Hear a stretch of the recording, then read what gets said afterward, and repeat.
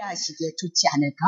그럼으로써 진정 하늘의 말이 들어와야 되고 영의 말이 들어와야 되고 영으로 오신 예수 그리스도에 대해서 증거했을 때 우리는 그분에 대한 믿음이 있어진 거죠. 그 믿음이 있어짐으로 죄인된 우리가 하나님의 은혜와 하나님의 사랑을 받을 수 있다는 것을 말씀하고 있는 거죠. 그래서 예수님이 이적과 기적과 표적 같은 많은 사건을 드러냈음에도 불구하고 예수님의 제자들이 신약 성경을 완성함으로 말미암아 더 이상은 표적과 이적과 같은 그런 사건들이 일어나지 않는 거예요. 왜 그랬느냐? 그 표적과 이적은 예수 그리스도를 통해서 이미나도 그가 하나님이시고 하나님의 구원에 대한 얘기를 예수님에 대한 사건을 풀어내기 때문에 오늘은 그렇게 초자연적인 사건들이 많지 않다. 그럼 하나님은 죽었느냐? 하나님은 살아계시기 때문에 분명히 우리들 속에서 역사를 하셔서 우리를 구원하시고 우리를 치유하시는 일들을 분명히 해나간다는 거죠. 가장 중요한 것은 그것이 어떻게 죽었던 생명에게 하나님의 생명을 가지고 오신 예수 그리스도의 이 말씀이 우리 안에 들어옴으로 말미암아 우리가 생명을 누릴 수 있고 산자가 되어진다는 것이 성경의 얘기이다. 그 얘기죠. 우리는 다 죽어있는 생명인데 하늘에서 오신 예수 그리스도만 영원한 생명을 가지신 자요 산자이기 때문에 예수님에 대한 말씀이 우리 안에 들어왔을 때 우리가 하나님과 영적으로 교제하고 교통할 수 있다. 그렇게 얘기를 하고 있어요. 저는 요한복음은 이게 신령과 진정에 대한 이 말씀을 가지고 그냥 신령과 진정에 대한 말씀을 풀어나가게끔 되겠구나 그렇게 생각을 했는데 상당히 많은 시간에 투자했어요.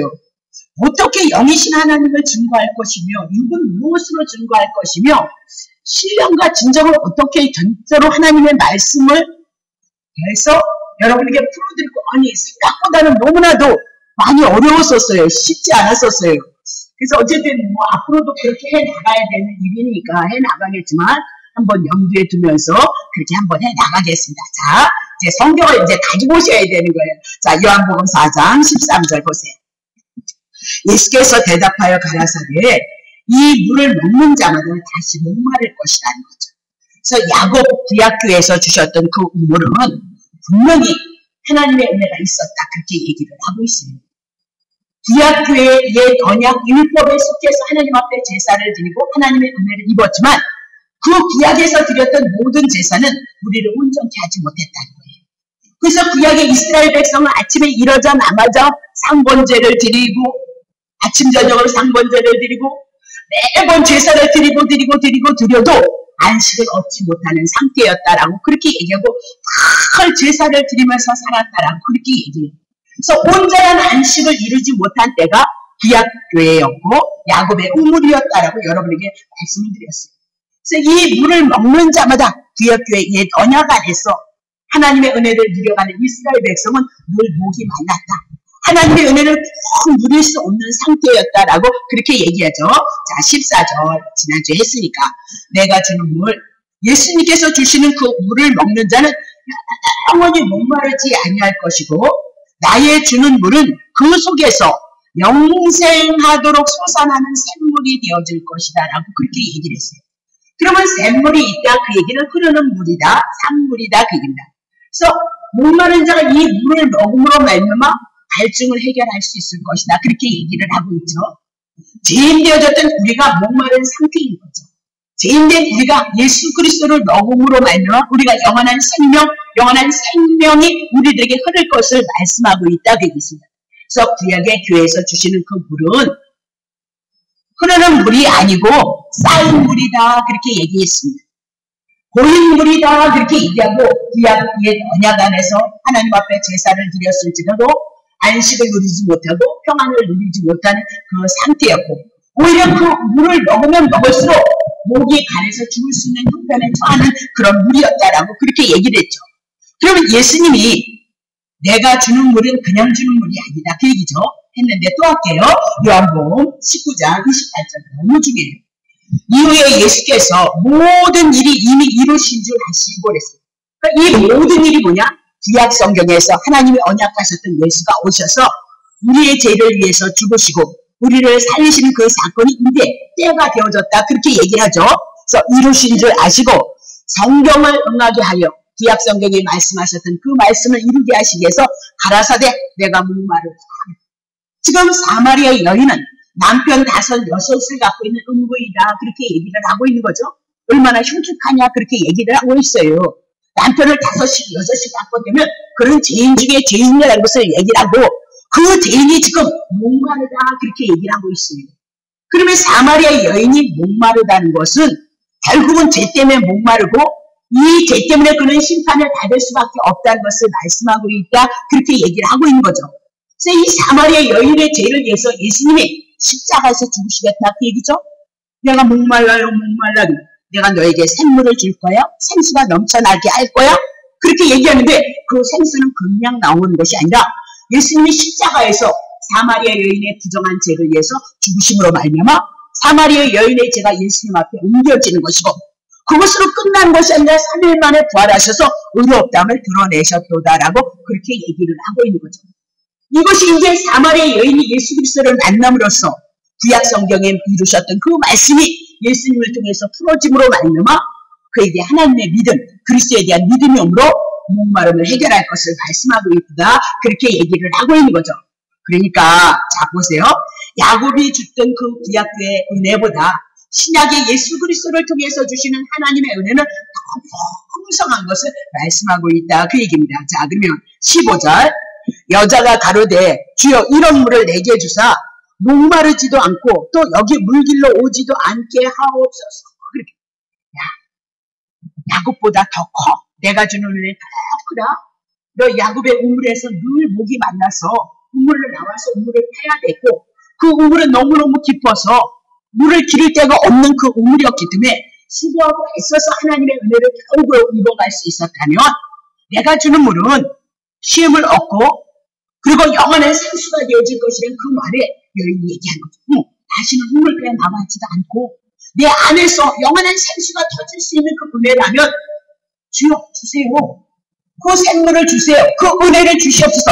다시는 목마르지 않도록 수고할 것도 없고 애쓸 것도 없는 하나님의 은혜, 그 은혜를 주옵소서라고 그렇게 얘기를 하고 있는 거예요. 그럼 예수님이 깼다. 그래 먹어라. 이렇게 해야 되는 거 아니에요? 그랬는데 뭐라고 얘기하느냐. 16절 보세요. 가라사대 가서 내 남편을 불러오라. 그렇게 얘기를 하고 있어요. 그도 얼마나 뜨끔했겠어요. 5이 있는 남편, 6이 있었는데 남편을 불러오라 그러면서 예수님이 죄를 지적하고 있는 거죠. 죄를 고발하고 있더라. 그렇게 얘기를 하고 있는 거죠. 자, 17절 여자가 대답하여 가로되 나는 남편이 없어요. 예수께서 가로되 내가 남편이 없다는 말이 뭐죠? 아니 남편 5이 있었고 다 갈아쳤고 하나가 있었다라고 그렇게 얘기를 하고 있는 거거든요. 그럼 예수님이 그냥 생수나 주지. 왜 부끄러운 그 수치스러운 것을 내면에 있는 죄를 다 드러낼까요? 그렇게 얘기하고 있는 거예요. 우리가 예수를 믿는다. 그 얘기는 누가 예수를 잘 믿는 것이냐. 율법 10계명이라는 10계명, 이스라엘 백성이 600개는 계명을 줬다니까 그 계명을 지키지 못함으로 이스라엘 백성은 당신들이 죄인 것을 알아야 하나님이 언약하신 예수 그리스도를 보내신 예수를 믿는다. 그렇게 얘기를 해요. 율법으로서는 죄를 깨닫게 하는 것이기 때문에 이 사마리아 여인이 생수를 넣기 이전에 자기가 죄인이었다는 것을 알아야 된다. 그 얘기죠. 그래서 회개하기를 원해서 너가 죄인인 것을 깨닫다. 그 얘기죠. 그럼 구약교회 옛 언약교회는 율법이라는 말씀을 먹음으로 말미암아 죄인이었다. 그렇게 얘기해요. 그러면 이 율법이라는 이 복음 안에서 어떻게 생명을 먹을 것인가? 복음으로 돌이키고 예수 그리스도를 영접함으로 말미암아 그것이 회개가 되어진다는 사실을 여러분 놓치시면 안 된단 말이에요. 그래서 사도행전의 회개는 뭐예요? 주 예수를 믿으라. 그리하면 너와 내 집이 구원을 얻으리라. 그럼 주 예수란 복음에 대한 얘기요. 복음에 대한 얘기는 앞에는 뭐가 있어요? 세례에 대한 얘기, 뭐죠? 율법에 대한 얘기가 있다는 것을 우리들에게 말씀하고 있다. 그 얘기죠. 그래서 살인하지 말고 간음하지 말라는 그 10계명을 지금 이 사마리아 여인은 어떻게 해요? 범했어요. 한 번도 아니고 6번의 남편을 통해서 어떻게 해요? 간음하지 말라는 그 간음을 범하고 있는 여인이 사마리아 여인이다라고 그렇게 얘기를 하고 있는 거죠. 그럼 보세요. 이사야 54장 5절. 너를 지으신 자는 내 남편이야. 그러면서 그 이름은 만군의 여호와시도다. 내 구속자는 이스라엘의 거룩한 자시라 온 세상의 하나님이라 칭함을 받으실 것이요. 그러면 이스라엘을 지으신 분이 누구라고요? 만군의 여호와 하나님이었어요. 근데 그 만군의 여호와 하나님은 이스라엘 백성들에게 남편이 되셨도다라고 그렇게 얘기를 하고 있는 거죠. 그럼 오직 하나님을 남편으로 삼고 있었어야 된다. 그렇게 얘기를 했어요. 자, 다시 보면 에레미야 3장 14절.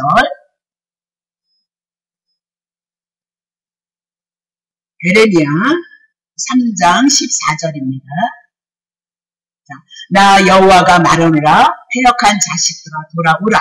나는 너희의 남편이니라 라고 그렇게 얘기를 하고 있어요. 그러면 이스라엘 백성들이 결국은 패역했다 그 얘기는 뭔 얘기하고 있어요? 하나님을 배반했다 그렇게 얘기를 하고 있어요. 우상 숭배했다 그렇게 얘기했어요. 그래서 그들을 바벨론의 포로가 되어줄 것을 말씀하고 있는데 이스라엘 백성들에게 하나님은 뭐요? 남편이었던 것을 말씀하고 있다 그렇게 얘기를 했어요.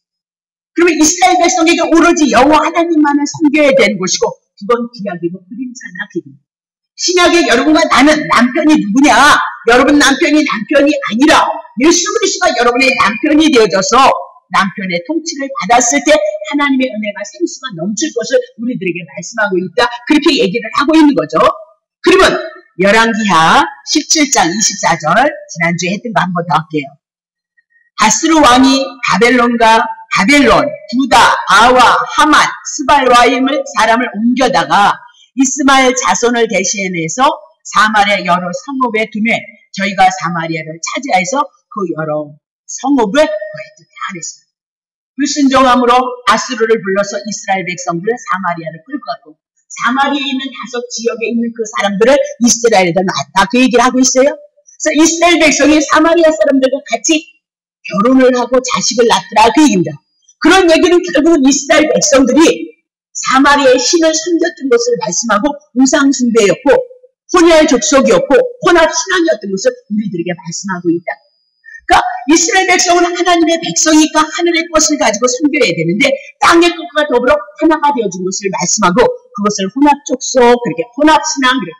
오늘도 율법이 땅의 법이라는 하늘에서 오신 예수 그리스도 복음은 하나인 것을 말씀하는데 이 하나가 되면 안 되고 오직 하늘에서 오신 예수 그리스도 이 복음의 말씀, 진리의 말씀 하나 가지고 우리가 하나님의 은혜를 누려가고 그것이 우리에게 생수가 되어진다는 것을 우리들에게 말씀하고 있다. 그렇게 얘기를 하죠. 자, 33절 봅니다. 17장 33절. 이와 같이 저희가 여호와도 경외하고 또한 어디서부터 옮겨왔든지 그 민족의 풍속대로 자기의 신들을 섬겼더라 그렇게 얘기하면서 아수르에서 다섯 지역에서 온 그 신들을 이스라엘 백성들이 하나님으로 섬겼고 오늘 또 누구래요? 여호와도 섬겼더라. 그러면 신약에 와서 여러분과 나도 동일한 거죠. 예수님도 너무너무 사랑하고 세상의 물질도 더 하나님이고 자식도 하나님이고 내 자신도 하나님이고 또 여러분이 좋아하는 건 뭘까요? 예, 차도 하나님이고 뭐 이런 모든 것과 더불어 우리가 살아가고 있다는 거예요. 그것이 오늘 우리는 사마리아 여인의 모습이라는 것을 여러분이 기억하셔야 된다. 그렇게 얘기를 하고 있는 겁니다. 그럼 우리에게 너네들은 어떠냐? 정말 너네들의 주인은 남편 예수 그리스도가 너네들의 남편이냐라고 그렇게 얘기하고 있어요. 야고보서 4장 4절 봅니다.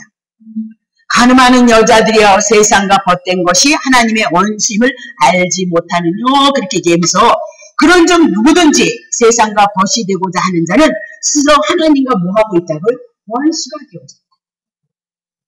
그럼 땅의 것을 인하여서 우리가 구하지 않아도 주신다 그랬어요. 그건 조금 내려놓으셔야 된다 그랬어요. 하나님의 은혜를 통하여서 우리들에게 주신 이 모든 눈빛이 하나님께로 들어온 것이라는 것을 기억하고 여러분의 주어진 삶 속에서 예수님을 머리로 하고 여러분이 열심히 주님을 사랑하는 그 마음을 가지고 여러분의 삶을 고백해 나가시면 된다고 얘기합니다. 그러니까 예수님을 먼저 사랑하는 삶을 고백하시고 예배의 삶을 고백하시고 그리스도와 여러분의 마음의 관계를 먼저 세우시고 그리고 세상의 삶을 열심히 살아내시면 된다. 그 얘기를 여러분에게 말씀을 드렸던 거죠. 자, 그러면 다시 본문으로 돌아가면 이 여인을 향해서 아니 생수 준다 그러더니 내 그 안에 있는 부끄러움과 수치 남편 5, 6 우상 숭배 하나님을 사랑하지 못했던 그 모든 모습을 하나님이 다 등쳐내더란 말입니다. 그러면 예수님께서 이 여인을 왜 등쳐내면 네가 내 죄를 알아야 그 죄를 내게 가지고 와야, 내가 내 죄를 나한테 내놔야 내가 십자가에서 가지고 가지. 네가 네 죄를 내놓지 않고 그냥 내 안에다 품고 있는다면 네 죄를 위해서 내가 가지고 갈 수 없다. 그 얘기죠. 예수를 믿는 건 그런 거 아닙니다. 여러분과 내가 죄인이므로 마음 안에서 생각 안에서 짓는 죄조차도 죄인 것을 깨닫고 이것이 십자가 예수 그리스도를 통해서 해결되어졌다는 그 믿음을 가지는 것, 그것이 은혜의 출발점이다. 그렇게 얘기하고 있습니다. 보여지지 않는다고 해서 여러분 마음속에 있는 죄를 주님이 모르시냐? 다 알죠.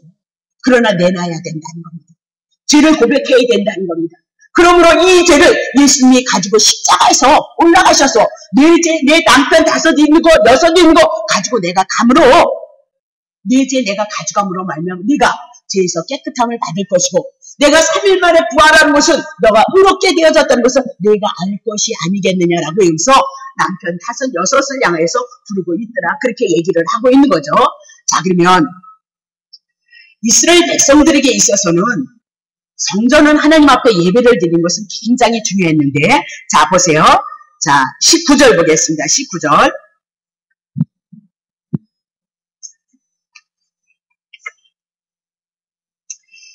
다시 보겠습니다. 19절 보겠습니다. 자, 여자가 가로되 주여 내가 보니까 당신은 선지자입니다. 그렇게 왜냐면 선지자는 이스라엘 백성들의 죄를 고발하고 돌이켜 회개하다 그렇게 얘기했거든요. 돌이키면 하나님께서 너네들에게 은혜를 베풀 것이다 라고 그렇게 얘기를 했습니다. 근데 이 예수님이 그냥 거저 은혜를 주는 것이 아니라 먼저 자기의 있는 모든 죄를 고발을 시키더라는 거죠. 남편 5, 6 있지? 그렇게 하면서 그거 내 남편 아닌 건지 알겠느냐? 그렇게 깨닫고 있는 거죠. 여호와 하나님이 내게 하나님이 되어줬어야 되는데 너는 여호와 하나님을 섬기면서 5 남편, 6 남편 섬기고 있었던 죄를 알겠느냐? 그렇게 고발을 하니까 이 여인은 모세 오경을 갖고 있었던, 사마리아 사람들은 모세 오경만 갖고 있었단 말입니다. 신명기까지 갖고 있었다. 그 얘기를 하고 있는 겁니다. 그러니까 이 여인이 놀라는 거, 어머! 아니 모세와 같은 선지자를 보낸다 그러더니 이 양반이 선지자인가 보다. 어떻게 해서 내 속에 있는 죄를 고발하고 그리고 나서 나에게 은혜를 주신다고 하고 있는가, 그렇게 얘기를 하고 있는 겁니다. 자, 그러니까 19절에 20절 봅니다. 20절. 우리 조상들은 이 산에서도 예배를 했고 당신들의 말은 예배할 곳이 예루살렘에 인도하더이다. 그렇게 묻고 있는 겁니다. 그러니까 사마리아 이 여인은 지금 너무 선지자 같은 이 양반을 만나서 자기가 의문점이 있었다. 사마리아 사람들은 그림신산에서 하나님 앞에 예배를 드렸고 유대인은 예루살렘에서 하나님 앞에, 에베산에서 하나님 앞에 예배를 드렸다라고 그렇게 얘기를 하고 있습니다. 근데 유대인들이 자기네들의 예배를 인정을 하지 않더라는 말입니다. 목숨을 걸고 하나님 앞에 예배를 드림에도 불구하고 정통 유대인이라고 하는 이 유대인들이 개같이 여기면서 그들의 제사는 하나님 앞에 합당하지 않다는 겁니다. 그러니까 이 속에서 그 수치와 부끄러움과 모욕을 당함을 인해서 여인은 한이 되어졌다. 그렇게 얘기를 하고 있는 거죠.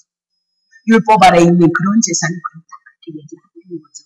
언약의 야곱의 우물에 있는 제사는 그렇다. 그렇게 얘기를 해나가고 있는 겁니다. 그러니까 이 여인이 하는 얘기요. 이 산에서도 예배를 드렸고 당신들의 말은 예배할 것이 예루살렘에 있다고 하더이다. 도대체 정말 당신이 선지자라면 한번 얘기 좀 해보세요. 우리가 드리는 예배가 정말 가짜입니까? 잘못된 겁니까? 아니 유대인들이 드려지는 그 제사만 하나님 앞에 연락이 되어진 것입니까? 라고 그렇게 얘기를 하고 있는 겁니다. 그래서 이스라엘 백성들이 늘 드리는 제사는 성전에서 드렸죠. 성전에서 드리지 않으면 큰일 나는 겁니다. 그러면 성전이라는 것은 어떤 것이냐? 하나님이 거하시는 것이요. 하나님이 이스라엘 백성을 향해서 만나시는 것이요. 그곳에서 다스리고 가르치는 하나님의 축복이 있었다라고 그렇게 얘기를 하고 있어요. 이스라엘 백성이 하나님 앞에 은혜를 잊기 위해서는 죄를 졌을 때 하나님의 성전에 나가서 제물을 드려서 하나님 앞에 용서를 받는, 그래서 깨끗하고 정결케 되어져서 하나님의 백성으로서 하나님의 은혜와 사랑과 긍휼을 입는 곳이 하나님의 성전이었다라고 그렇게 얘기를 하고 있는 겁니다. 그러면 착한 유대인들이 우리가 그리심산에서 하나님 앞에 예배를 드리는데 우리를 모욕을 주고 우리를 무시하고 우리를 짓밟으니까 정말 이 예배가 하나님 앞에 정말 상달되어지는 예배인가 너무너무 궁금하다는 겁니다. 정말 헛된 일이고 어떻게 되어지는 건가 그렇게 얘기를 하고 있는 거죠. 자기의 번민을 토로했다라고 그렇게 볼 수 있는 거죠. 자, 그러니까 21절 예수님이 말씀하고 있습니다. 예수께서 가라사대 여자야 이제 내 말을 들어봐. 내 말을 이 산에서도 말고 예루살렘에서도 말고 너희 아버지께 예배할 때가 이른 것이야. 그렇게 구약에는 그리심산에서 하나님 앞에 예배를 드리고 예루살렘 성전에서 하나님 앞에 예배를 드렸을지라도 그런 예배는 구약의 예배이다. 그렇게 얘기를 하고 있어요. 보여지는 성전에서 하나님 앞에 드려지는 예배는 구약의 예배에 한해서 그러나 이제는 너희가 아버지께 예배할 때가 올 것이로다라고 구약 성전에서 드렸던 예배 말고 이제는 각자 개인이 하나님 앞에 예배를 드릴 수 있는 처소가 올 것을 말씀하고 있다. 그렇게 얘기를 하고 있는 거죠. 자, 22절 보겠습니다. 너희는 알지 못하는 예배를 했고 우리는 아는 것을 예배하는데 이는 구원이 유대인에게서 남이니라 그랬습니다. 그러니까 북이스라엘 백성들이 알지 못하는 예배를 드렸다는 거예요. 그 알지 못하는 예배는 뭐냐면 사마리아 사람들이 모세 오경만 갖고 있었어요. 그 이후에 선지자들을 통하여서 주셨던 하나님의 말씀은 하나님의 말씀으로 인정을 하지 않았어요. 그래서 모세 오경만 가지고 하나님 앞에 예배를 드렸는데 그들이 하나님 앞에 예배를 드렸던 것은 금송아지를 가지고 우상을 섬겨서 하나님을 섬겼던 거 여러분 기억하시죠? 그러니까 너네들이 드렸던 그 제사는 잘못된 제사야. 너네들이 정말 하나님을 알지 못했기 때문에 성전도 다른 데 가서 만들어서 성전을 지어서 하나님 앞에 드렸기 때문에 너네들은 알지 못하는 예배를 드렸다라고 그렇게 얘기하고 유대인들은 아는 예배를 드렸다는 거예요. 특별히 유대인들에게는 하나님의 말씀이 있음으로 말미암아 하나님의 언약이 창세기서부터 신명기를 통해 여호수아를 통해서 하나님의 역사가 그대로 그들에게 이루어진 역사를 갖고 있고 유대인들에게서는 반드시 메시아가 나온다는 그 믿음을 가지고 이스라엘 백성은 그런 중에도 메시아 사상을 가지고 하나님 앞에 예배를 드린 자들이 있었다라고 그렇게 얘기를 하고 있는 겁니다. 그러므로 사마리아 사람들이 드려졌던 그 예배는 우상 예배일 수밖에 없고 하나님 앞에 합당하지 않고 그러나 유대인들이 드렸던 그 예배는 그런 중에도 하나님 앞에 합당한 예배를 드렸도다라고 그렇게 얘기를 하고 있어요. 자, 그러면 23절 볼게요. 아버지께 참으로 예배하는 자들은 신령과 진정으로 예배할 때가 오나니 곧 이때야 그렇게 얘기했죠. 이때 예수님이 십자가에서 죽으시고 부활하신 그때서부터 이제 신령과 진정한 예배가 드려질 텐데 아버지께서는 이렇게 자기에게 예배하는 자들을 찾으시겠다라고 그렇게 얘기를 하고 있어요. 그러면 하나님이 기뻐하시는 예배는 그리심산도 아니고 예루살렘도 아니다라고 그렇게 얘기하면서 신령과 진정으로 예배를 드리는 것이 중요하다. 그러니까 신령과 진정으로 예배를 드리지 않으면 하나님 그 제사는 받지 않는다라고 그렇게 얘기를 하고 있는 거죠. 자, 그러면 신령과 진정의 예배는 마음을 모아서 정신을 바짝 차려서 진정 이런 진정성을 요구하는 것도 아니고 내가 그렇게 해야지 그렇게 해야지 이렇게 해서도 신령한 것이 되어지지 않는 거란 말입니다. 자, 신령이란 영에 대한 얘기다. 그렇게 얘기했죠. 영에 대한 얘기. 그리고 진정이란 진리에 대한 얘기를 해 나가고 있다. 그렇게 보시면 됩니다. 자, 그러면 하나님께서 영에 대한 얘기는 어떻게? 하나님은 영이시니까 영이시다 그랬죠. 그럼 요한복음 1장 14절에 영이신 그 하나님이 육신을 입고 이 땅에 오셨도다 그 얘기를 하고 있습니다. 그래서 예수님이 곧 누구시라고요? 영이신 것을 우리들에게 말씀하고 그렇게 얘기해주세요. 영이신 것을 조금만 에어컨을 좀 줄여봐 주세요. 추우시면 안 되니까 아프시면. 자, 그러면 어떻게 영으로 하나님 앞에 예배를 드릴 것인가? 자, 자, 하나님은 말씀이, 예수 그리스도는 말씀이 육신이 되었어요. 이 말씀이 누굴까요? 하나님의 뜻, 하나님의 의도였던 거죠. 구약 성경이었죠. 다 예수님에 대한 얘기였죠. 그 예수님은 하나님이시니까 영에 대한 얘기를 하고 있어요. 하늘에 대한 얘기를 하고 있거든요. 근데 육신이 되어 우리 가운데 거하시네. 그러면서 하나님이셨던 그분이 영으로 존재하지만 그분은 영으로서 이 땅에 오셨다. 그렇게 얘기를 하고 있거든요. 그러면 결론은 간단한 거죠. 영으로 예배 드린다. 예수 그리스도 하나님의 말씀, 복음에 대한 말씀, 구약의 제사가 아닌 이 복음을 통해서 예수가 그리스도이심을 인하여서 하나님 앞에 그 예수가 그리스도이심을 믿는 그 예배를 드렸을 때 그것이 영적인 예배가 되어진다. 그것이 영적인 예배 첫 번째 조건. 그러니까 우리가 아무렇게나 와서 그냥 오늘 한번 예배 드리면 이렇게 해주실까나 저렇게 해줘. 그거는 영적인 예배가 아니고 육의 예배인 거죠. 이 복음을 예수 그리스도를 토대로 해서 하나님 앞에 드려지는 예배만 영적인 예배가 되어질 것을 우리들에게 말씀하고 있다. 그렇게 얘기하는데 육이 누구냐? 자, 이사야 31장 3절. 애굽은 사람이다. 그렇게. 그러면 사람이란 이 얘기는 육이다. 그렇게 얘기하죠. 그들은 신이 아니야. 영적인 존재가 아니야. 그러면 애굽의 상태가 있었을 땐 육이다. 그렇게 얘기를 하죠. 그러면 애굽에서 건져주러 유월절 어린 양의 피로 건져졌을 때 그들은 어떻게? 육이 영으로 거듭나는 것처럼 우리가 예수 그리스도를 믿고 제사함을 받고 성령이 내주하심으로 말미암아 우리는 애굽이 아니고 육이 아니고 우리가 영이 되어진 것을 말씀합니다. 그래서 우리가 하나님의 아들이지 세상의 아들이 아닌 것을 우리들에게 말씀하는 것처럼 그 말들은 육체요 그랬습니다.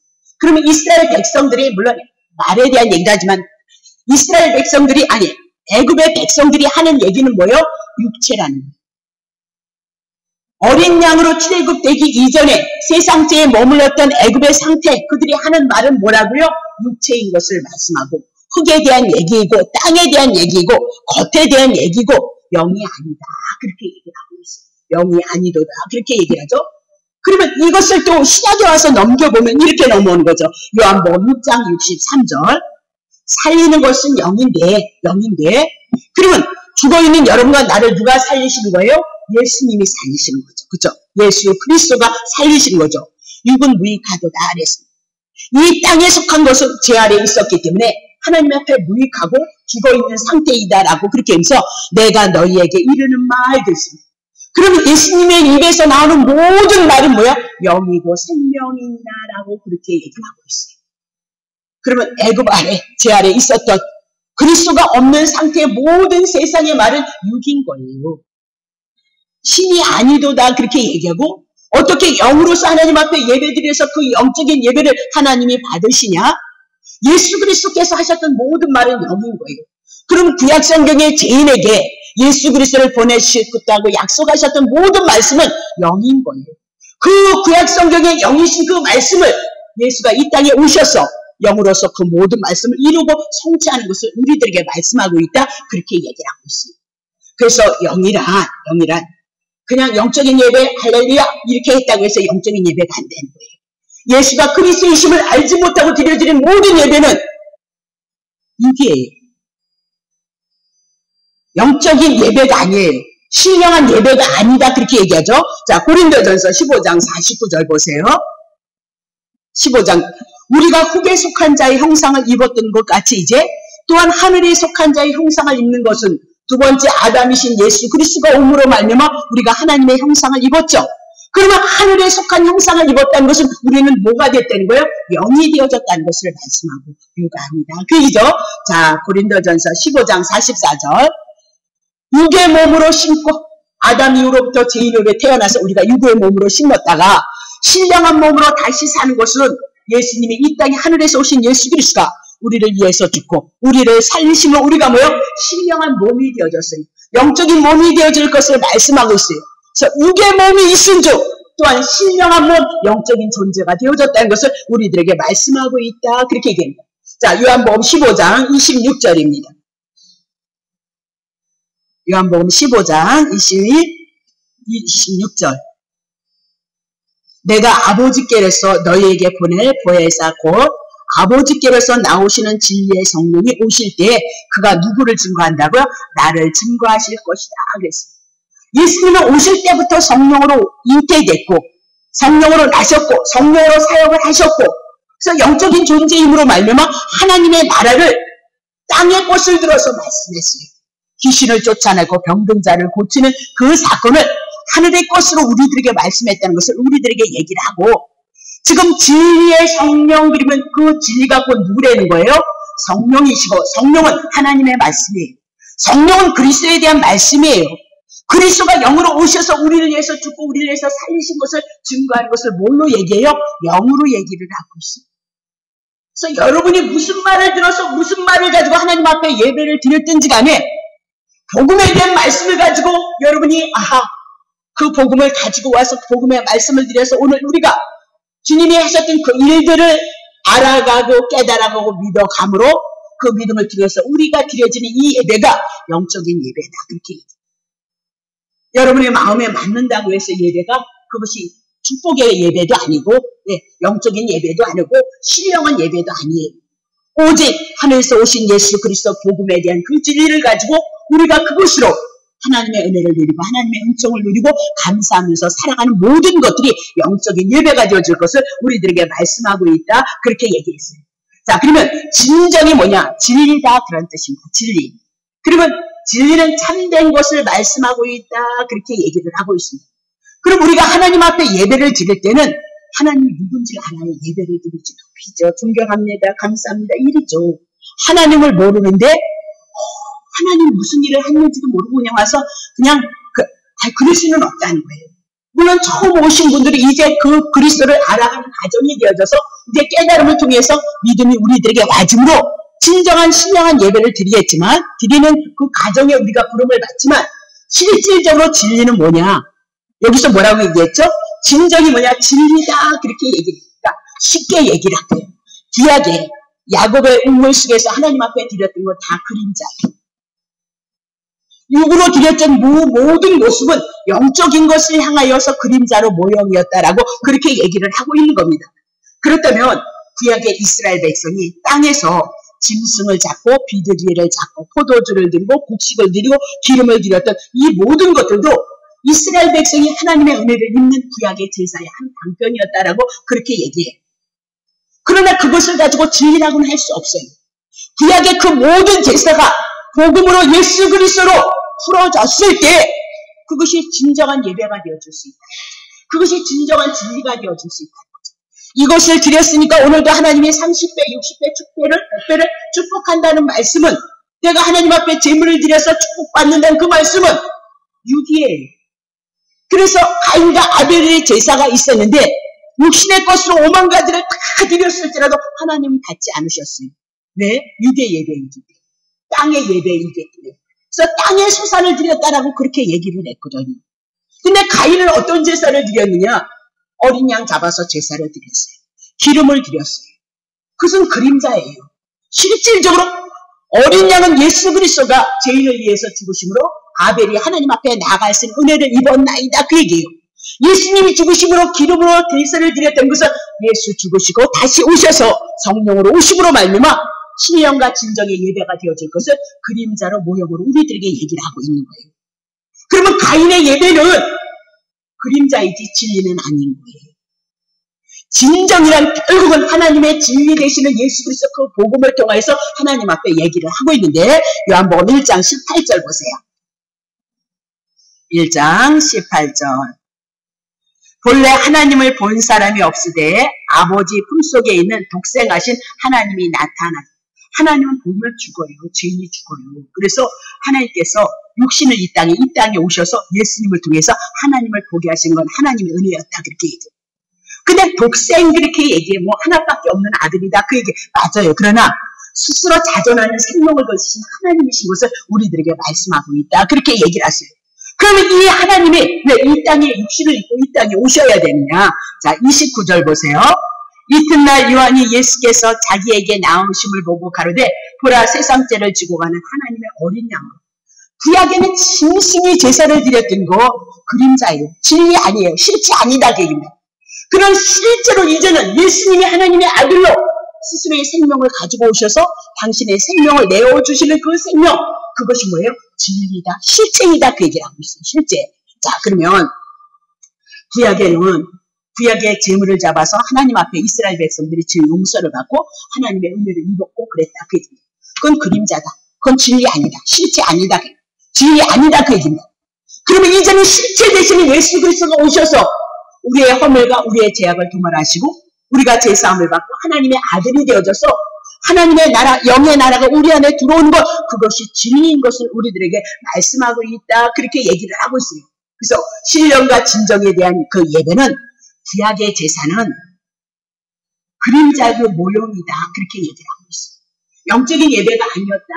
육적인 예배였다. 이 육적인 예배는 누구를 가리키느냐? 영을 가리키고 있다.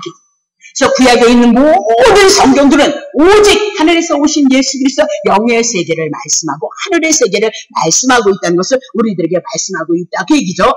그러면 오늘 신약에 와서 우리가 영적인 예배를 어떻게 드릴 것인가? 로마서 12장 1절하고 끝내자. 그러므로 형제들아 내가 하나님의 모든 자비하심으로 그러니까 은혜를 입고 긍휼을 입었다. 제사함을 입었다. 그 얘기 아닙니까? 사도 바울처럼 율법을 잘 지킨 자가 어디 있었겠느냐. 그렇게 얘기를 하고 있어요. 옷다 그 얘기를 하고 있어요. 대표성을 띠고 있어요. 율법 붙잡혔는데 율법 속에서는 어둠이었어요. 그렇잖아요. 그래서 빛이신 예수 그리스도가 오므로 말미암아 아니 멀쩡했던 눈이 강한 빛이 오니까 소경이 되어지더라. 그 얘기. 그럼 율법을 붙잡고 있었던 사도 사울은 어떤 자이냐? 소경이야. 하나님의 뜻을 알지 못해서 율법을 붙잡고 유대에 속했던 자야. 그 얘기를 하고 있는 거죠. 아나니아가 예수님의 제자가 와서 그에게 안수했다는 것은 그에게 하나님의 복음으로 전가되어지고 전이 되어진 것을 말씀함으로 말미암아 이 복음을 통해서 눈이 떠지니까 율법에 대한 얘기는 하나도 안 하고 복음 예수 그리스도 한 분이 자기를 위해서 죽고 자기를 살신 신령과 진정의 예배 그 복음을 전하는 자가 사도 바울이었다. 그 얘기입니다. 자, 그러면 사도 바울이 너희를 권하노니 너희의 몸을 하나님이 기뻐하시는 거룩한 산제사로 드리는데 이는 너희들의 영적 예배라. 그럼 우리들의 삶의 여정 속에서 우리가 살아가면서 영적인 예배는 무엇으로 드려진가? 신령과 진정이다. 그렇게 영과 진리로 드려지는 예배이다. 영이나 진리나 동일하게 예수 그리스도 복음 하나를 향하여서 우리들에게 말씀하고 있다는 사실을 기억하고 여러분의 삶 속에, 여러분 마음 속에, 여러분 신령 속에 언제든지 하나님 앞에 영적인 예배를 드릴 수 있어요. 그것은 뭐예요? 오늘도 내게 생명을 주셔서 율법으로서는 제 형벌을 받아야 되는데 영으로 오신 예수 그리스도 그 복음을 통해서 진리 되시는 예수 그리스도 실체가 되셔서 오신 그 예수 그리스도를 내가 믿음으로 말미암아 그리스도를 붙잡고 그리스도 옆에 감사함으로 드려진 예배가 신령과 진정의 예배이신 것을 여러분 기억하시고 여러분 안에서 이 은혜를 주님과 교제하시고 교통해 나가시기를 예수 이름으로 축복합니다. 네,